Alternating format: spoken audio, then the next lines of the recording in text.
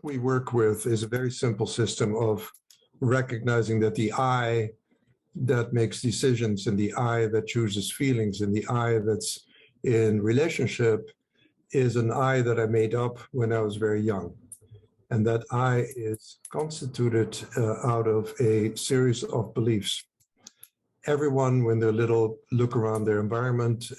Everything in their environment is a reflection of who they think they are. And once they start believing that, for example, if their mother's upset, and that must be their fault at some strange, deep level, and once that becomes really solidified, it becomes what I call a core belief. And a core belief runs the show. It makes the decisions. What people call the ego is nothing other than a collection of core beliefs.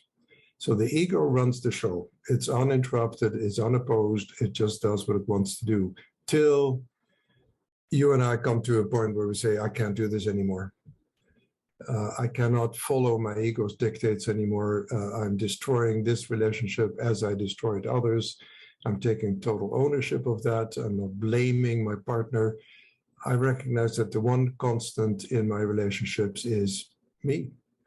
And once I recognized that, then the good news was that I learned that who I thought I was just an idea, was a set of beliefs. And that was an incredibly freeing realization when I let that in. When I let in that who I thought I was not my character, not my personality. It was not who I am, it was who I thought I was. And that idea of me, once I recognized that that could be changed, my whole life changed.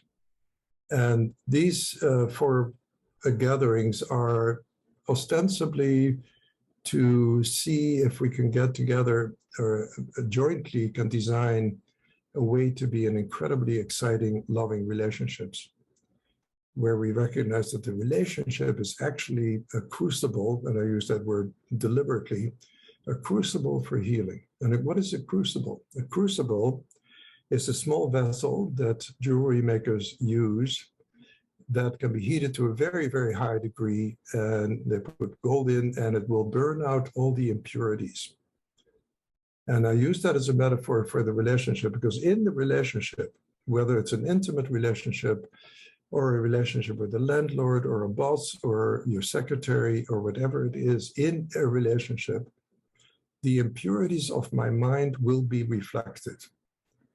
And I used impurities. They're not impurities, they're just mistaken ideas, but they will be reflected. So in a relationship, I'm constantly made aware of who I think I am, because I will see it in my partner. So the truth is that I'm not in relationship with my partner. I'm not in relationship with people I work with. I'm not in relationship with a bank teller. I'm in relationship with the self.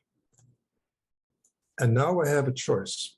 Am I in relationship with the small s self or the capital S self? And the small s self, as I said earlier, is really nothing other than my beliefs. So when I enter into a relationship and I feel an attraction and I say, I go to this person and say, I feel an attraction for you. How about if we explore the possibility of a relationship? Now I know what has to be on the table immediately before we go any further.